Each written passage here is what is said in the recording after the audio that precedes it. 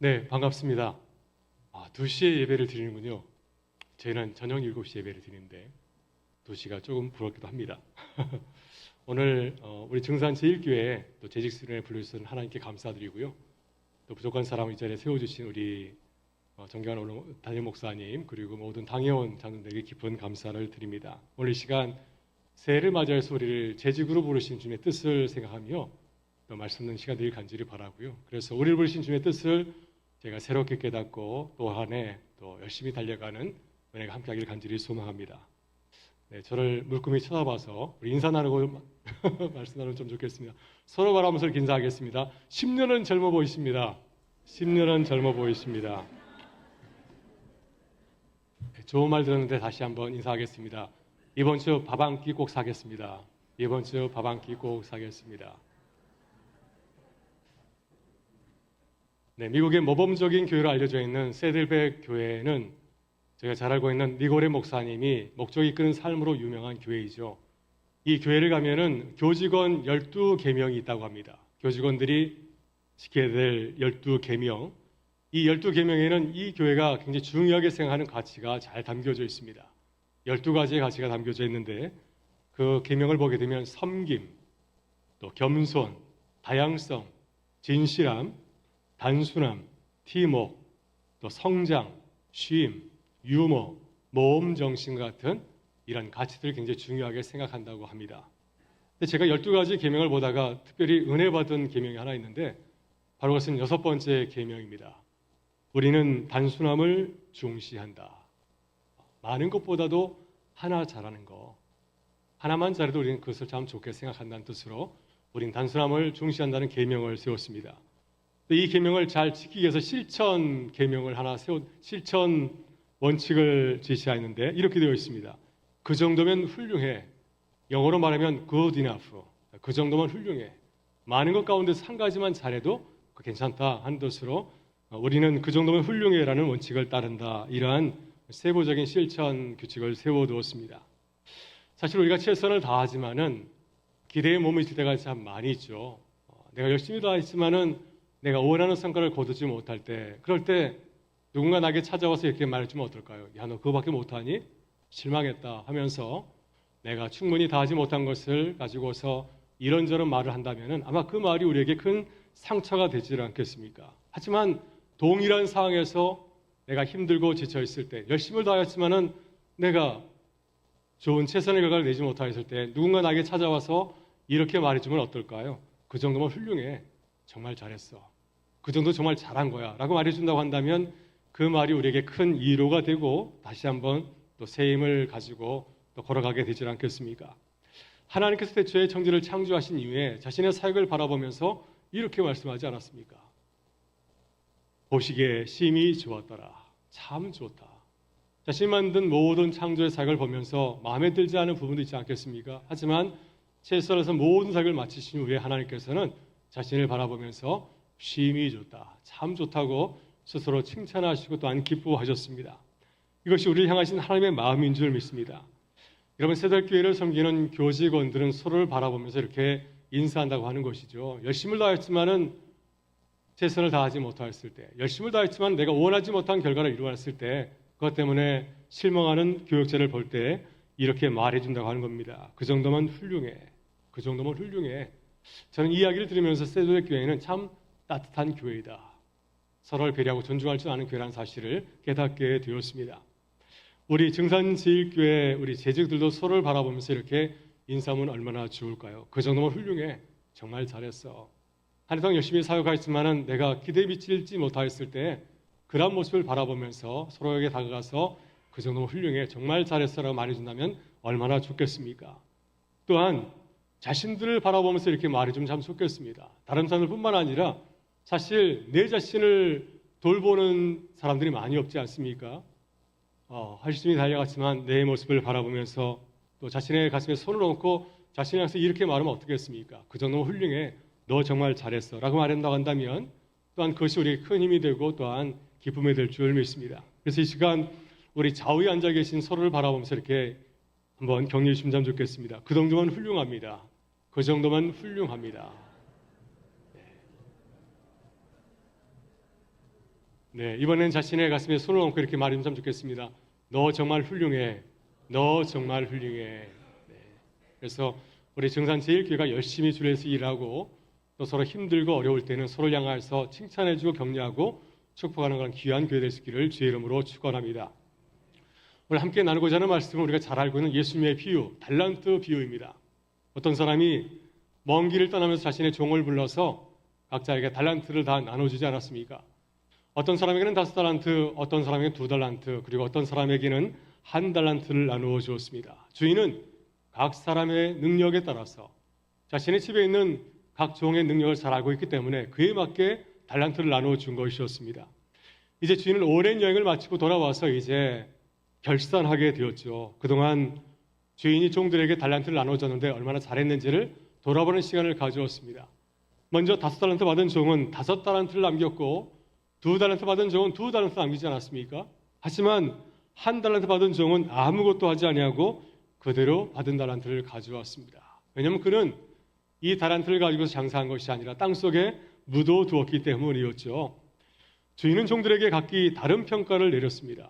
5달란트, 2달란트 받은 종들은 그들이 수고한 대로 많은 달란트를 남겼기 때문에 그들을 칭찬하고 난 격려하였습니다.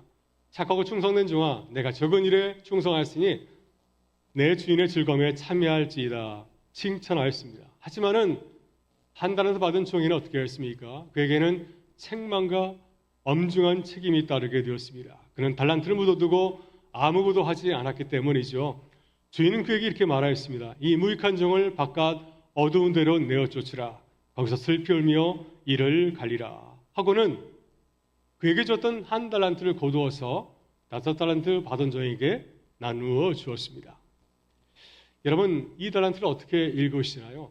저는 이 5달란트 비유를 읽을 때마다 또 이 말씀을 가지고 설교할 때마다 이 비유에 나오는 두 사람에게 집중하곤 하였습니다. 한 사람은 5달란트 받은 종이고 다른 한 종은 1달란트 받은 종입니다. 여러분, 5달란트 받은 종은 누구나 이 비유를 말씀을 읽게 되면은 칭찬의 대상이 아닌가요? 그는 좋은 신앙의 모습을 보여주었기 때문이죠. 주인이 나에게 5달란트 주었을 때 그것을 가지고 잘 경영해서 또한 5달란트를 남겨주었기 때문입니다. 그래서 우리는 이 5달란트 받은 종을 바라보면서 나도 이렇게 일을 해야지 하면서 그를 우리의 삶의 모델로 삼곤 합니다. 또 말씀을 전할 때에도 우리 교회가 이 5달란트 받은 종처럼 그렇게 성실하고 충실하게 일하면 참 좋겠다는 말씀을 나누곤 합니다. 반면에 1달란트 받은 종은 비판의 대상으로 생각하지 않으셨습니까? 그는 좋은 신앙의 모델이 아니었기 때문이죠. 주인이 맡겨준 달란트를 감사하지 않았고 나에게 1달란트를 주었는데도 불구하고 그는 감사하지 아니하고 주인은 아주 인색한 주인이라고 그렇게 오해를 하였습니다. 결국 그는 1달란트를 땅에 묻어두고 아무것도 하지 않았죠. 우리는 이런 1달란트 받은 종을 바라보면서 그를 우리의 삶의 모델로 삼기를 거절합니다. 나는 이렇게 살면 안 되지. 이 1달란트 받은 종처럼 감사하지도 아니하고 주인을 오해하는 그런 사람은 되면 안 되겠다 하면서 그를 바라보면서 우리의 삶에 반면교사로 삼긴 합니다. 나는 이 1달란트 받은 종처럼 그렇게 살지 않을 거야. 이렇게 말하며 고백하지 않습니까? 하지만 2달란트 받은 종은 저에게 항상 의무로 남아 있었습니다. 여러분 어떠신가요? 이 비유에는 3종이 등장하지만 사실 2-5사람만 있어도 메시지는 충분히 전달될 수 있을 것처럼 보이기 때문입니다. 굳이 이 2달란트 받은 종이 나올 필요가 있을까? 5달란트 받은 종, 또 1달란트 받은 종만 있어 얼마든지 주인이 얘기하고자 하는 내용이 충분히 전달될 수 있지 않습니까? 하지만 예수님께서는 이 2달란트 받은 종을 이 비유에 담기셨을까 하는 생각이 들곤 하였습니다. 그래서 저는 그 깊은 뜻을 깨닫지 못하고 말씀을 전할 때마다 또 말씀을 묵상할 때마다 이 2달란트 받은 종에 대해서는 그렇게 크게 강조하지 아니하고 지나치곤 하였습니다. 하지만 저는 최근에 이 2달란트 받은 데서 새롭게 발견하게 되었습니다. 그리고 그 관점에서 이 비유를 다시 새롭게 읽게 되었습니다.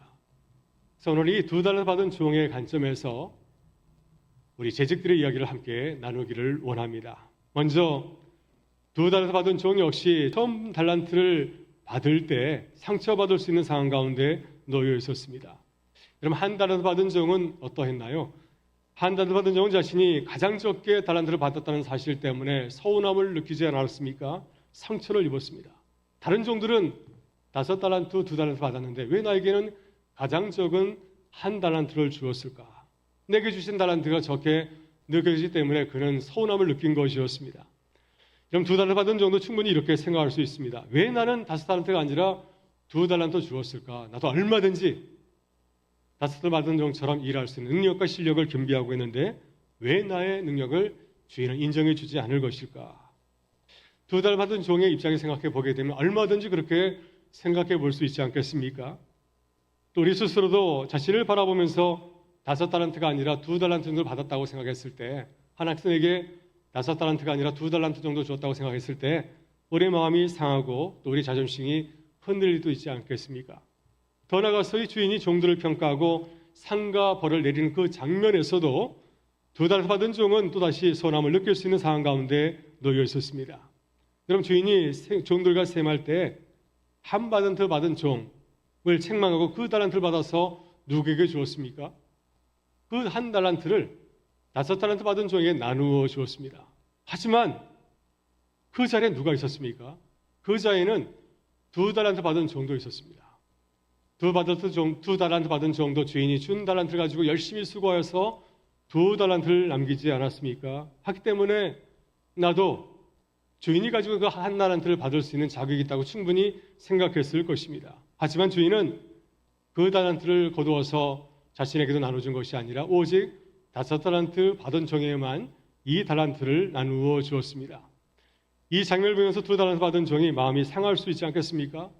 왜 나에게는 달란트를 나눠주지 않는가? 나도 충성하였는데, 나도 열심히 해서 2달란트를 남겼는데 왜 나에게는 주지 아니하고 이 달란트를 5달란트 남은 종에만 주었을까? 이런 생각에 서운함과 불평이 생길 수도 있습니다. 우리는 이 2달란트 받은 종이 5달란트 받은 종처럼 충분히 감사하고 기뻐하면서 생각했을 것처럼 생각하지만 사실은 그렇지 않을 수도 있지 않겠습니까? 만약 이 종의 마음 가운데 한 달란트 받은 종과 같은 마음이 있었다고 한다면, 다른 사람과 나를 비교하는 그런 비교하는 마음이 있었다고 한다면 얼마든지 2달란트 받은 종도 주인을 바라면서 마냥 기쁨만 하는 것이 아니라 서운하고 불편한 마음을 품을 수 있었을 것입니다. 이 2달란트 받은 종이 보여준 놀라운 점은 무엇인가요? 그는 한 달란트 받은 종처럼 불평하거나 원망하지 않았습니다. 물론 본문에는 2달란트 받은 종의 생각이라든지 그의 감정에 대한 글은 전혀 기록되어 있지 않습니다. 하지만 우리 주변을 돌아보게 되면 2달란트 받은 종들이 있습니다. 묵묵히 자신의 자리에서 충성을 다하는, 적게 받은 것처럼 보이지만은 그거 탓하지 아니하고 열심히 감사하며 살아가는 일꾼들이 있지 않습니까?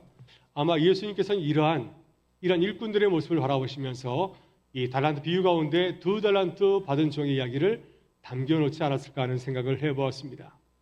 이 2달란트 받은 종은 무엇보다도 주인이 자신에게 맡긴 2달란트를 인정하고 감사하였습니다. 여러분, 우리는 이 2달란트가 얼마나 큰 돈의 다인지를 잘 모르죠.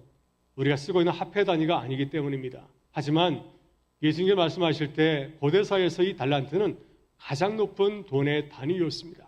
요즘으로 치면은 조나 경이 되지 않을까 하는 생각을 해보았습니다. 여러분, 우리는 수조 원이라는 말을 들었을 때 그 돈의 그 액수를 가늠할 수 있겠습니까? 이게 얼마나 큰 돈인지 전혀 가늠하지 못할 때가 참 많이 있습니다. 오늘 본문 속에 한 달러 받은 정도, 그가 받은 한 달란트는 작은 돈이 아니라 엄청난 액수의 어마어마한 금액이었을 것입니다. 하지만 이 주인은 이 귀한 달란트를 누구에게 맡겼습니까? 하인에게 주었습니다.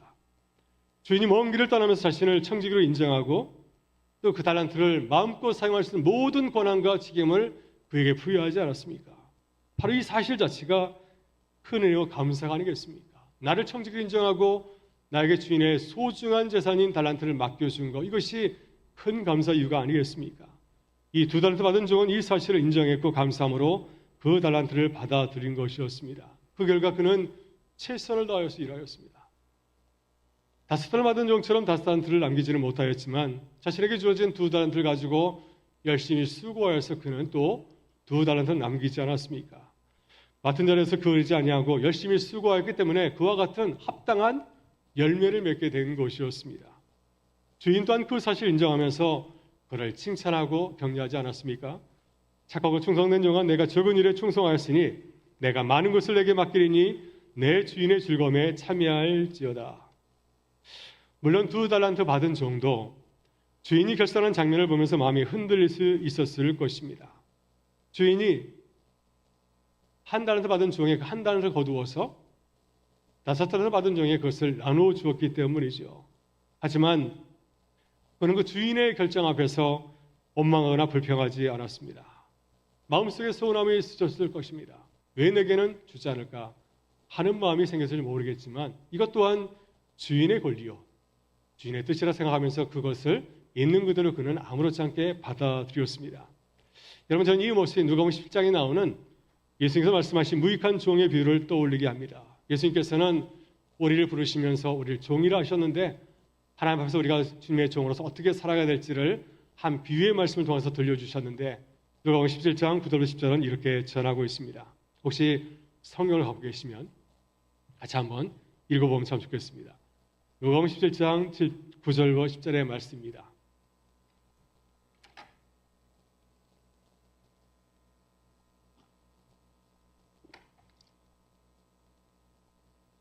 네, 주님이 말씀하신 부분만 함께 읽겠습니다. 명한 대로 하였다고 종에게 감사하겠느냐?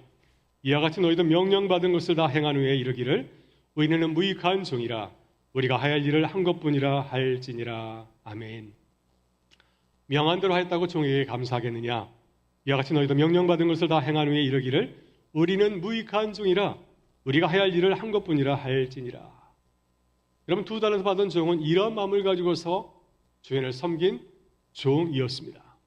그는 자신이 특별한 일을 했다고 여기지 아니하고 그저 맡겨진 일을 했을 뿐이라고 감사한 태도를 가지고 있었습니다. 자신의 다른 종들과 자신의 모습을 비교하지 아니하고 주인의 뜻 앞에 묵묵히 순종했을 뿐입니다. 이처럼 성실하고 신실하게 자기 질책한 그의 모습이야말로 이 2달란트 받은 종의 모습이야말로 우리에게 보여주는 참 아름다운 재직의 믿음의 모습이라고 생각해 볼 수 있습니다. 오늘 우리는 신년 재직 수련회로 함께 모였습니다. 아니, 정확하게 말하면 하나님께서 오늘 우리를 이 자리에 부르신 줄 믿습니다. 하나님께서 우리를 증산제일교회 재직으로 부르셨고 각 사람에게 다 달란트를 나눠주지 않았습니까? 어떤 사람은 목사로, 어떤 분은 장로님으로, 또 어떤 분은 안수 집사님으로, 어떤 분들은 권사와 집사님으로 부르셨습니다.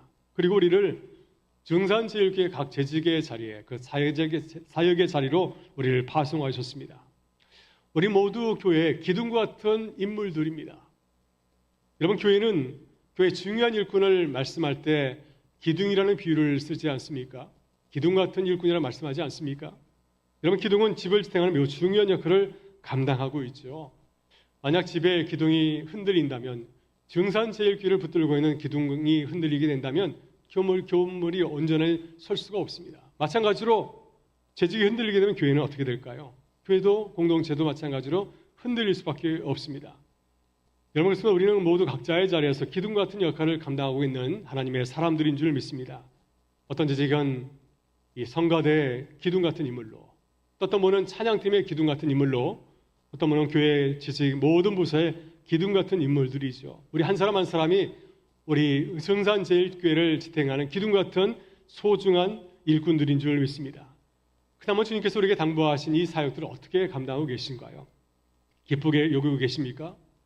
아니면 또한 감사함으로 받아들이고 계신가요? 아니면 어떤 마음을 가지고서 내게 주신 사역을 기쁨으로 잘 감당하고 계신가요?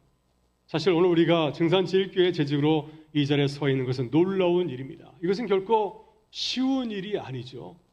누구나 할 수 있는 자리도 아닙니다. 재직과 부서의 사역을 감당할 수 있는 자격과 준비가 되어 있을 때, 그런 실력과 능력을 겸비할 수 있을 때 그 재직의 자리에서 교회를 섬길 수 있는 기회를 얻는 것이 아니겠습니까? 그렇기 때문에 증산제일교회 재직이 되었다고 하는 것은 결코 가벼운 일이 아니고 또 결코 그냥 지나칠 수 있는 그런 일이 아닌 줄 믿습니다. 근데 우리는 자신을 5달란트 받은 종처럼 생각할 때가 참 많이 있는 것 같아요. 교회 안에서 이른바 요직을 맡게 되면, 중요한 직책을 맡게 되면 우리는 감사하고 기뻐합니다. 내가 원하던 부서에서, 내가 기뻐하는 부서에서 일하게 되면 자신을 우쭐거리는 마음이 생길 때가 참 많이 있습니다. 자연스럽게 그런 일을 맡게 되면 감사가 넘치게 되죠. 이런 마음은 5달란트 받은 종의 마음과 비슷한 것 같습니다. 누구라도 내가 사람들에게 인정받고 중요한 일을 감당한다면 그러한 감사 기쁨을 얼마든지 표현할 수 있습니다. 하지만 때로 우리의 마음이 한 달란트 받은 종처럼 기울어질 때도 있습니다. 수많은 여러 가지의 직책들 가운데서 여러 가지 사역의 자리 가운데서 소위 한직을 맡게 되었다고 느꼈을 때 마음이 소원해지게 되죠. 모두가 바라는 자리에서 일하지 아니하고 한가한 그런 일을 맡게 되었을 때 서운하게 마음이 느껴지기도 합니다. 이런 마음이 바로 한 달란트 받은 종의 마음이 아닐까 하는 생각이 듭니다. 이런 감정을 느끼는 것도 결코 나쁜 것은 아니죠. 이건 아주 자연스러운 일입니다. 왜냐하면 우리는 이와 같이 감정이 없는 자들이 아니고 얼마든지 하나님께 주신 감정을 가지고 있는 하나님의 형상들이기 때문이죠. 그래서 재직으로 섬길 때 우리의 마음은 늘 완전히 만족스러운 것만은 아닙니다. 서운할 때도 있고 또 때로는 바라는 것들도 있습니다. 겉으로 표현하지 않지만 우리 마음 한켠에는 2달란트 받은 종과 같은 마음이 우리 안에 자리 잡고 있을 때가 참 많이 있습니다. 저 역시 다르지 않습니다. 여러분, 담임 목사는 이 비유로 말한다고 한다면 어떤 사람들일까요? 아마도 5달란트 받은 종과 같다고 말할 수 있을 것 같습니다. 교회를 책임지는 가장 중요한 자리에서 일하고 있으니 5달란트 받은 종이라 할 수 있겠죠. 그러나 이 자리에 있다고 해서 모든 담임 목사가 늘 기뻐하고 감사하는 것은 아닙니다. 때로는 마음에 불편한 마음이 생길 때도 있고 또 때로는 아쉬운 마음이 생길 때도 있습니다. 왜냐하면 우리는 늘 서로를 비교하기 때문이죠. 나보다 더 가진 사람과 비교하기도 하고 또 나보다 덜 가진 사람 비교하기 때문에 이런 비교할 마음 때문에 우리 마음에 불편한 마음과 또 서운한 마음이 얼마든지 생길 수가 있습니다. 또 교인들은 또 우리 교회와 다른 교회를 비교하곤 하지 않습니까? 2달란트 받은 종 역시 5달란트 받은 종과 1달란트 받은 종을 바라보면서 자신의 모습을 바라봤을 것입니다. 나는 더 많이 가졌는가? 아니면 나는 더 적게 가졌는가? 이러한 비교하는 마음을 가지고서 자신을 돌아보았을 것입니다. 그러게 우리는 어떤 면에서 2달란트 받은 종과 같다고 할 수 있을 것 같아요. 우리 주변에는 나보다 더 뛰어난 사람들도 있고 나보다 더 어렵고 힘든 상황에 있는 사람들도 있습니다. 우리는 이러한 사람들 가운데 중간에 서 있는 것 같습니다. 2달란트 받은 종 같은 모습으로 그래서 우리는 살아갈 때가 참 많이 있지 않습니까? 그러다 보니까 우리는 때로는 감사할 때도 있고 때로는 그렇지 못할 때도 있습니다. 교회나 하나님을 향해서 서운한 마음을 가질 때도 있고 또 교회는 하나님을 바라보면서 기쁜 마음을 가질 수도 있습니다. 만약 우리가 끊임없이 자신을 남과 비교한다면 이런 마음이 드는 것은 어쩌면 당연한 일일지 모르겠습니다. 그래서 우리는 우리 자신을 어떻게 바라봐야 될까요? 우리는 우리 자신을 비교하는 마음으로 바라보는 것이 아니라 주인의 마음으로, 주님의 마음으로 우리 자신을 바라봐야 될 줄 믿습니다. 우리의 생각 기준으로 상을 바라보게 되면 쉽게 시험에 들고 낙심하게 되죠. 여러분, 연말을 맞이하여서 이제 교회는 새로운 청지기를 발표하게 되지 않습니까? 여러분, 새로운 청지기를 발표할 때 우리는 어떤 마음으로 맞아들여야 될까요? 기대하고 설레는 마음으로 우리를 부르신 주님의 부르심을 응답해야 되지 않겠습니까? 하나님께서 내게 어떤 일을 주셨을까? 새해 내가 어떠한 재직의 자리에서 내 사명을 잘 감당할 수 있을까 하는 감사한 마음으로 그 일을 받아들이는 것이 마땅할 줄로 믿습니다. 하지만 현실은 그렇지 않을 때가 참 많이 있죠.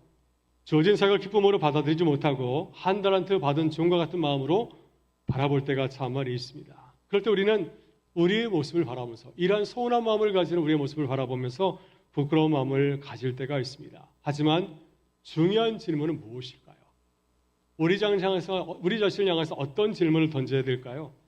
나는 어떤 마음을 가지고 있는가가 아니라 주님은 어떤 마음으로 이 달란트를 내게 맡기셨는가 하는 것입니다. 우리는 내 마음에 집중하기보다는 내가 어떤 마음을 가지고 있는가 내 마음에 집중해서 묵상하기보다는 주님의 마음에 더욱더 시선을 두어야 됩니다. 왜냐하면 내 마음, 내 기준보다도 더욱 중요한 것은 바로 하나님의 마음, 주님의 마음이기 때문입니다.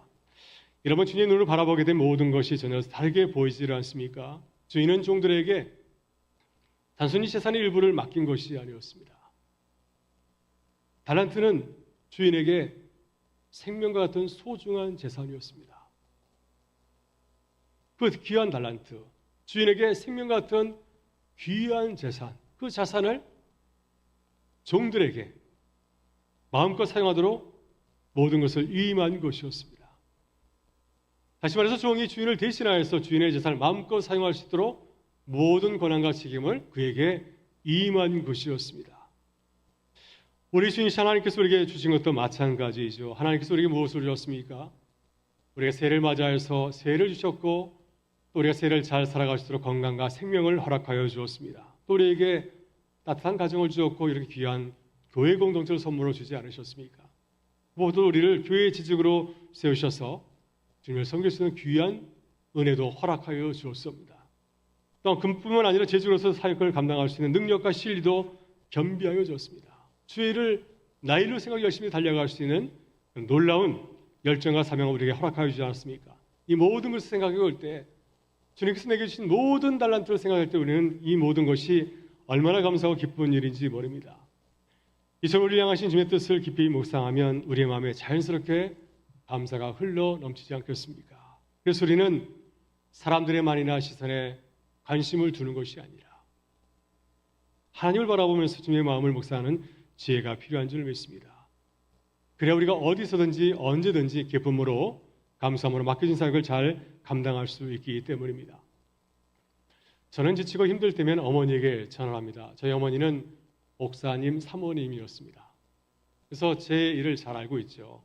제가 전화를 걸면은 그냥 잘 아십니다. 왜냐하면 저보다 먼저 이 목회 길을 걸어오셨기 때문에 제 모든 사정을 안 보셔도 안 들어도 잘 알고 계십니다. 제가 전화 걸면 어머니는 제 얘기를 들으시고 이렇게 저를 위로하곤 합니다. 아들아, 주일하니까 힘든 거야. 그러니 감사하자. 아들아, 젊어서 열심히 일하니까 힘든 거야. 그러니 감사하자. 아들아, 살아있으니까 힘든 거야. 그러니 감사하자. 여러분 정말 그렇지 않습니까? 우리의 생각과 감정만 바라보면 우리는 한 달한테 받은 종처럼 마음이 답답해지고 힘들어집니다.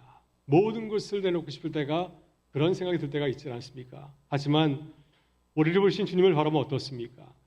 우리를 향해 은혜로 부르신 주님을 바라볼 때 하나님의 은혜가 얼마나 크고 놀라운지 새삼 깨닫고 또한 은혜를 생각하며 기쁘게 달려가는 힘을 얻게 되는 줄 믿습니다. 이런 무엇보다 주님께서 우리에게 재직의 사명을 맡기신 중요한 이유가 있습니다. 바로 그것은 제 몸된 교회를 바르고 아름답게 세우기 위해서 우리에게 주님의 교회를 섬기는 재직으로 부르신 줄 믿습니다. 지금 한국교회는 매우 중요한 시기를 지나가고 있습니다. 지난해 한국교회는 선교 140년을 맞이하였습니다. 140년 동안 두 번의 70년을 맞이하게 되었는데요. 첫 번째 70년은 해방 이후에 한국교회를 다시 재건하는 그런 사명을 맡게 되었고, 두 번째 70년은 코로나를 마친 후에 약해진 교회를 다시 건강하게 세우는 것이었습니다. 지금 한국교회는 이 중요한 시기를 걸어가고 있고 이 사명을 감당해야 되는 매우 중요한 전환기에 서 있습니다. 제가 섬기는 은강교회도 올해로 70주년을 맞이하였습니다. 교회가 자리한 불광동 이제 지역은 재개발 이제 사업이 이제 올해부터 본격적으로 시작하려고 준비하는 가운데 있습니다. 많은 주민들 75% 이상이 이제 이사를 다 가게 되었고요. 또 그로 인해서 교회도 이제 오래된 건물을 다시 건축해야 되는 그런 사명을 안고 있습니다. 교우들은 지역 주민의 이사 또 장기간의 공사를 내다보면서 교회 미래를 바라면서 좀 걱정하고 염려할 때가 참 많이 있는 것 같습니다. 이러한 어려운 상황과 사명을 바라보게 되면 이러한 교회의 상을 바라보면서 교우들은 이러한 마음을 갖게 되지 않겠습니까? 하나님, 왜 내 때 이런 일을 주셨습니까? 왜 내 때 이런 연을 주셔서 내가 교회를 감당해야 되겠습니까? 하는 생각이 들지 않겠습니까? 하지만 주님의 눈을 바라보게 되면, 주님의 마음으로 바라보게 되면 지금 이 시기는 얼마나 감사하고 기뻐할 수 있는 때인지 모릅니다. 이 어려운 시기에 교회가 하나 되어서 교회를 잘 섬기고 건강한 공동체 세워간다면 내일 있는 교회, 또 아름다운 교회를 세울 수 있는 귀한 은혜를 누릴 수 있기 때문이죠. 그래서 저는 이런 비전을 가지고 우리 교우들 향해서 이렇게 도전하면서 격려하고 합니다. 주님의 시선으로 바라봅시다. 주님의 시선으로 교회를 바라봅시다. 우리가 믿음으로 바라보면 이기는 기회가 되지만 믿음으로 바라보지 않으면 위기는 정말로 이기가 될 수 있기 때문입니다. 그래서 우리 교우들에게 함께 힘내서 우리 은강교회 공동체를 아름답게 세워가자고 또 도전하고 격려하는 가운데 있습니다. 지난달 저희 교회 교우들 가운데서 100세를 바라보던 본사님 한 분이 하나님의 부르심을 받아서 이제 장례를 다 치르게 되었습니다. 이분은 평생을 교회를 위해서 정말 열심히 헌신하신 분이었습니다. 충성스러운 재직이었습니다. 교회 기도원을 세우라고 자신의 집을 헌납하신, 처분해서 헌납하신 분이셨고, 또 코로나 기간에는 나오지 못하였는데 수년간 교회에 나오지 못하였지만은 매주마다 예배를 드리면서 헌금을 모아서 상당한 액수의 헌금을 가져오신 분이셨습니다. 최근 수년간은 몸이 불편해서 교회에 전혀 나오질 못하였습니다. 어떨 때는 의식이 없을 때도 있었습니다. 한 주간도 빠지지 아니하고 온난을 동안에서 늘 헌금을 하신 분이었습니다. 돌아가신 그 전주일까지 돌아가신 주일까지 교회에 11전금을 드리셨더라고요. 권사님을 생각하면서 제 자신이 많이 부끄러워졌습니다. 이렇게 헌신된 교우들 우리 교회를 섬기셨구나. 이 귀한 분들과 함께 교회를 섬길 수 있었구나 하면서 다시 한번 교회를 생각하며 깊은 감사와 또 사랑하는 마음을 다시 한번 회복할 수 있었습니다. 오늘도 마찬가지이죠. 오늘도 주님의 부르심을 기억해야 됩니다. 주님께서 우리를 통해서 어떤 교회를 세우시길 원하는지를 바라보아야 됩니다. 지금 한국교회는 참으로 어려운 현실 가운데 놓여 있습니다. 중산교회, 제1교회처럼 건강교회 할 일이 너무도 많이 있고요. 또 우리가 두 달을 받은 종처럼 열심히 헌신하면서 주의 몸된 교회를 세울 때 우리 중산 제1교회를 통해서 한국교회를 아름답게 세우는 귀한 일을 담당하는 기쁨을 우리에게 허락하여 주실 줄 믿습니다. 최근에 저희 교회는 LED 스크린을 새롭게 설치하였습니다. 제가 보니까 중산 제1교회는 오래전에 LED 스크린을 설치한 것 같은데 저희는 지지난주에 오랜만에 LED 스크린을 설치하였습니다. 애부분이가 많이 환해졌고 저도 아주 젊게 보여서 너무 좋았습니다. 저는 LED 스크린을 바라보면서 문득 교회의 모습이 생각이 났습니다. 그러면 LED 스크린은 전기가 흐르지 않을 때에는 검은 물체로 보이지만 전기가 통하게 되면 밝게 빛나지 않습니까? 그래서 이 밝은 LED 스크린을 통해서 찬양 가수도 보내주고 영상도 보여주지 않습니까? 교회가 이와 같은 것 같아요. 성령께서 함께 하실 때 교회는 밝게 빛나며 주님의 은혜를 세상에 비추는 밝은 교회로 거듭나게 되지 않습니까? 하지만 성령의 임재가 없으면 교회는 빛을 잃은 것처럼 본래 역할을 잘 감당하지 못할 때가 있습니다. 여러분 지금 그렇지 않습니까? 우리가 교회 재직으로서 감사와 기쁨을 맡기는 사역을 잘 감당하게 될 때 중산 제1교회는 이렇게 밝게 빛나는 LED 스크린처럼 주님의 영광을 드러내는 귀한 교회로 거듭나게 될 줄 믿습니다. 주님의 영광 순질에 우리의 삶과 봉사가 쓰임을 받으셨다고 한다면 얼마나 감사하고 기쁜 일이겠습니까?